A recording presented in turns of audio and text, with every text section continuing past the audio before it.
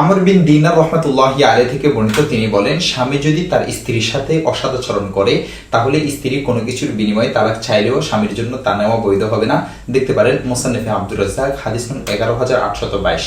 কোরআনে মাজিদে আল্লাহ তাআলা সূরা নিসার 19 ও 20 নং আয়াতে এই ধরনের ক্ষেত্রে স্ত্রী থেকে সম্পদ গ্রহণ করাকে কঠোরভাবে নিষেধ করেছেন। ইবনে শিহাব জুহরি রহমতুল্লাহি আলাইহি থেকে বর্ণিত, তিনি বলেন, স্বামীর জন্য তার স্ত্রী থেকে তালাকের বিনিময়ে কোনো কিছু নেওয়া তখনই বৈধ হবে যখন স্ত্রীর অবাধ্যতার কারণে স্বামী তাকে তালাক দিয়ে থাকে। দেখতে পারেন মুসান্নিফে আব্দুর রাজ্জাক, হাদিস নং 11815।